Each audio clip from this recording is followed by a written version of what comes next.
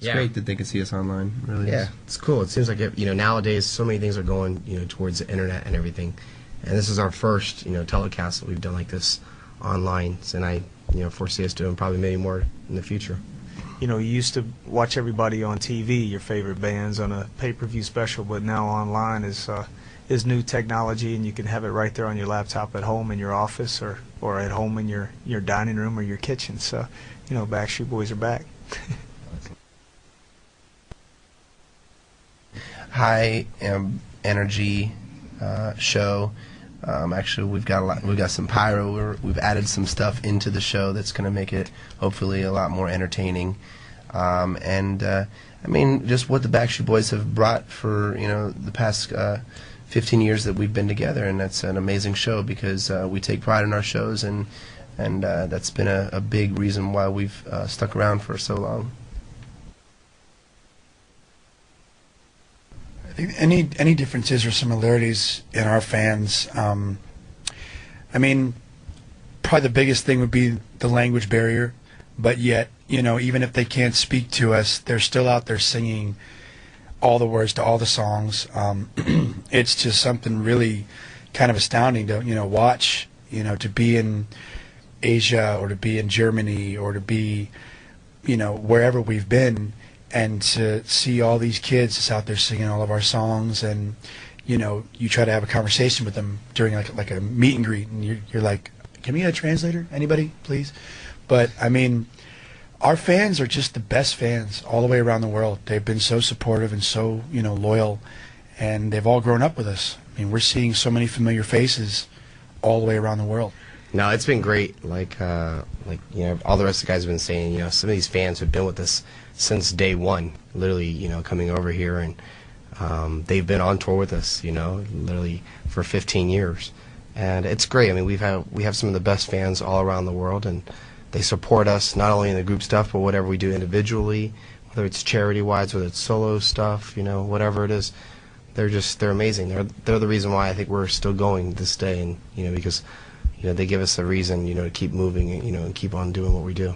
I think the fan frenzy also too, if I might add on, as far as it's kind of a little strange, after 15 years, and that we've, gotten older and been around for a little while, to still see the fans at like the hotels, waiting outside, and how they react.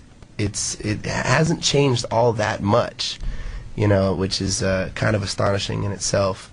And I mean, like how I said, we have great fans, but I don't know, this roller coaster ride it just keeps going and going. The recording process to make the new CD was actually, it was a little different than we had done on like past records. We went and started in Nashville and kind of locked ourselves in a studio for about a month, almost 5 weeks, to just write and be heavily involved with the creative process of making this record. Records from the very beginning, writers and producers would send in songs, and we would okay them and then go and cut them. And we weren't really as involved with the writing process and the creative process. We were also really young and naive, and not really where we are as writers today. And we were really adamant about going in and really being heavily involved, and it ended up working out amazing. I mean, we got some amazing records out of Nashville and out of LA, and we also went in and we also tried a different recording method where we would go in one at a time, whereas before it was always going in as a group and waiting your turn to go in and sing your harmonies or sing your leads. And this time around we tried it a little differently, where let's say Brian would go in first for a couple hours and cut all of his harmonies and all of his leads, and then Howie would go in and do the same thing, and vice versa for me and Nick. And that way everybody got a chance to sing the entire song as if it was their own. And then the producer went through it, picked who's going to sing what, and the songs turned out the way they did, and we got to really be a part of the A&R process as well. I think that we just tried staying true and to who we are by this record. We wanted to make a record that kind of took a little bit the fans back to what we were known for, more pop melodies and harmonies, as well as kind of where we are at right now, where we're looking to go in the future with our sound. And so hopefully they'll look at the hard work that we put into it and just appreciate it. And it's another record. We're getting ready to start our recording for our next record here pretty soon, and crank it all back up again. Inconsolable was actually was the last song that we recorded on the record. We had finished the album, and we were going to go forward with the song, a different single, and then we got this song in, and we had listened to it, and immediately fell in love with the song. We felt that it was very similar to what like Ryan said, like what we've done over the years, and it had a distinct Backstreet Boys sound to it. So we decided to go in and record the song, and it turned out phenomenal, and it turned out to be the first single. And Inconsolable is it's one of those, I think it's a timeless song, and it's kind of like what we've done over the years, release timeless singles and had great songs, and it's great melodies, and it's one of my favorite songs on the record. Let's see. The song "Helpless When She Smiles" was recorded with John Shanks.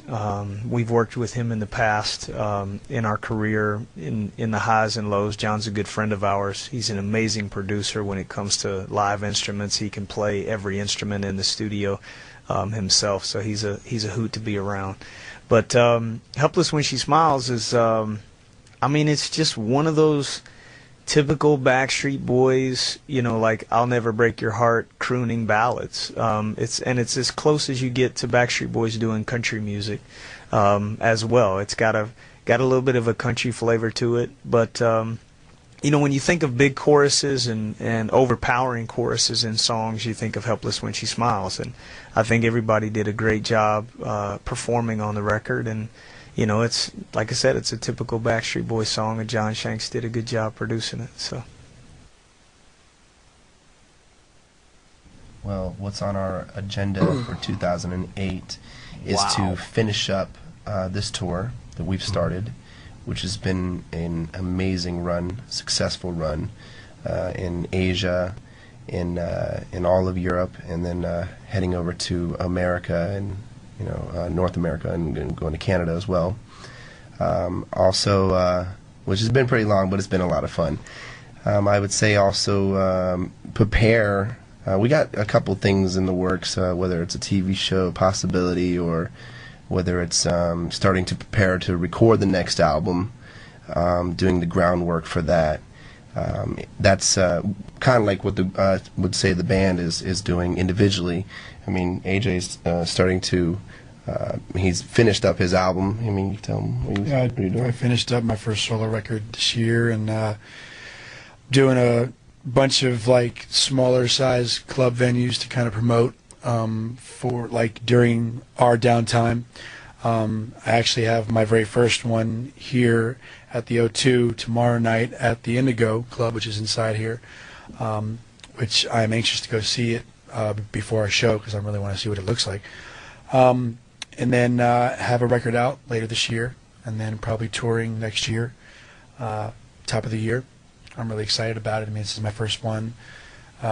Nick's already had his very first record, as well as Brian. They're both working on their second. I'm actually going to jump back into the studio in September to start recording a second solo record as well. And Howie as well is finishing his record. So you'll actually see 4 solo songs tonight in our show. Myself and Howie do songs that most of the fans have never heard, and then Nick and Brian do songs from their debut records as well. So overall, it's going to be a busy year this year for the rest of the year, and a busy year next year. So Yeah. So to answer your question, it'll be 2009 here in a second. Yep. pretty much. We're booked.